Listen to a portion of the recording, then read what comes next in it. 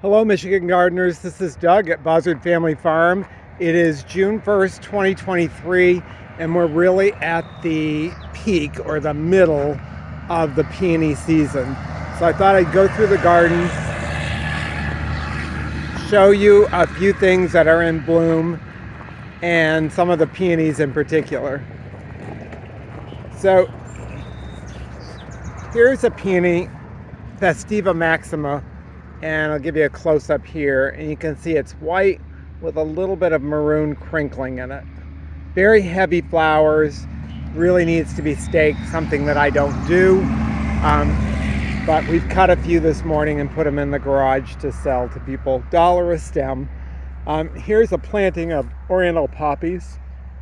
In the background you can see one pink one, that's Victoria Louise, and the orangey ones are all brilliant.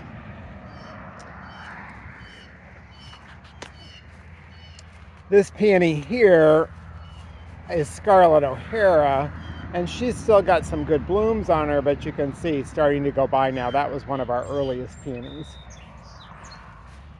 This one here is Glowing Candles. You can see the center, how unique that is. It's kind of a balm type peony where you have that kind of explosion in the middle, not the traditional one. This is another one like that. Sometimes they call them anemone type flowers. This one's called Sky Pilot. I really like this one. It does make you think of a sky pilot kind of parachuting to the ground. This plant here is a rarity and to find anywhere, and so I've caution taped it and put a sign that asks the U cutters not to cut it because I want to have seeds. It's gas plant. It's absolutely striking, and it will self-seed and procreate that way, but you've got to let it do its thing. It really resents being dug and divided. So I've had that plant there for probably 10 years. Happened upon it one day at a nursery and grabbed it because it's very difficult to grow in a pot, and they had done a really good job, and I just put it in the ground and watered it and left it alone, and it's been here ever since. Gets a little bit bigger each year, but it's a really pretty plant. The old wives' tale is that at night, if you light a match near the flowers, you will see a flicker. Because it's called the gas plant. Now, I don't know if that's true or if that's just a wives' tale. There's another peony going by. This is Requiem. I think I showed you that in the last video. Up here, more Festiva Maxima. You can see that crinkling in the center of the flower. And then this one over here is another one of the Japanese peonies, the singles. This one's called America. So it looks a lot like Scarlet O'Hara, but it comes out a little bit later than Scarlet O'Hara. This peony here, Sarah Bernhardt, named after the French actress when the French hybridizers were really going to town on developing new peonies. And this particular peony blooms almost last of all, and it is the classic light pink double peony that everybody wants. The flower farmers usually try to plant the most of Sarah Bernhardt. Very productive, you can see how many blooms there are. Going to be really a big show here in a few days. This one here is called Kansas. You can see color in the buds. It's kind of that maroonish color. Really pretty plant. This one I got from a retailer in Tennessee, and I have lost the tag, so I do not know the name of that one. More Sarah Bernhardt here.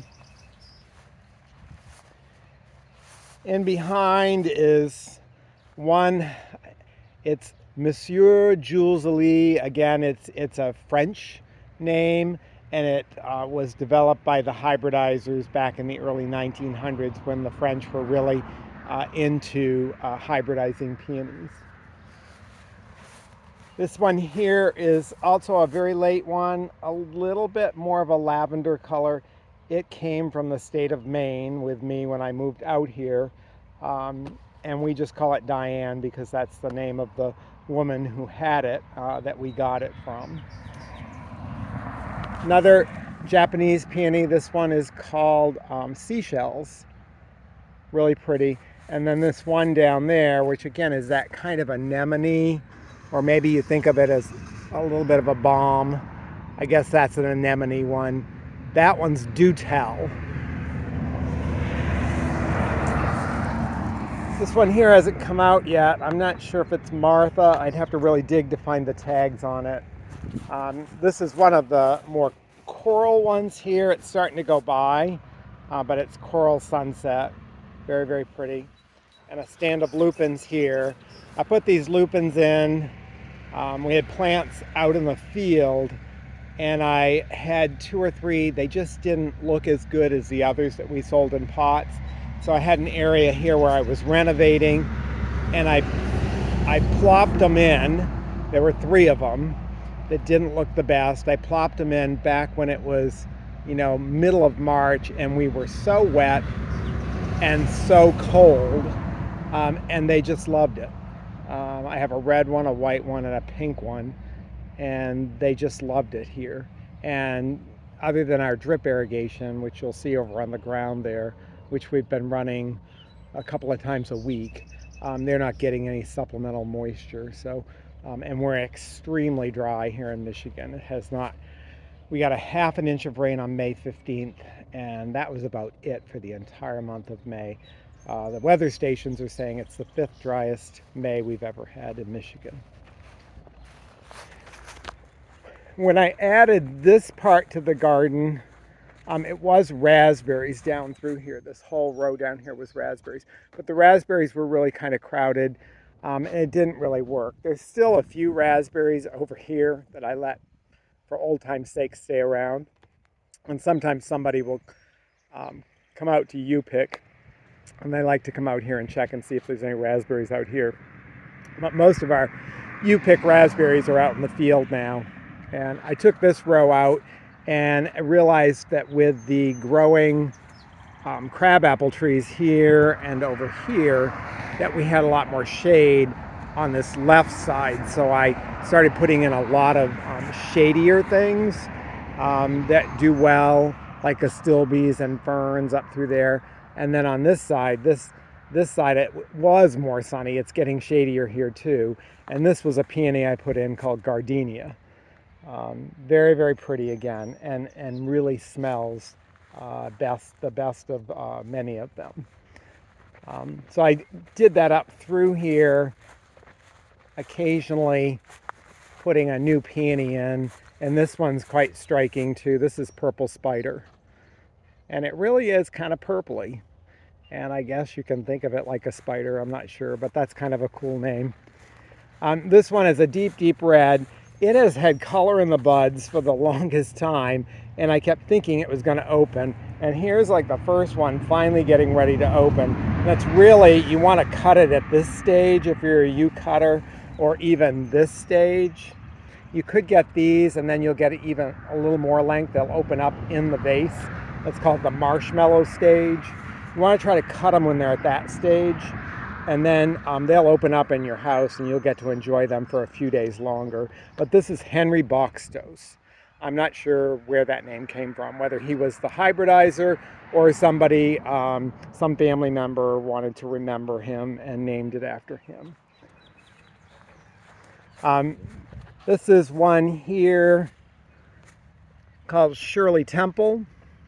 It's the palest of pinks, and so I've had a hard time selling it to people because they want a little bit deeper pink, and as it stays out for a couple of days, it almost turns to white. So you can see this one up here. That's almost white now. It's just got a little bit of very pale pink, but that's Shirley Temple.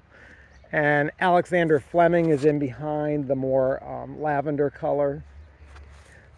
A couple of irises, more oriental poppies. This is a new peony too. I'm not sure what the name of this one is. This is Sorbet. So I'm not sure I remember the color of this one, but again, perfect stage right here to cut the peony. if you're cutting. Perfect stage because it hasn't fully opened. You'll get to enjoy it opening in your house in your vase. And there's more down along the road and so forth, but I just wanted to show you this video where it really is it's a June 1st garden. June is perennial month. We still have lots of perennials that we have for sale in pots, and there are a few peonies left.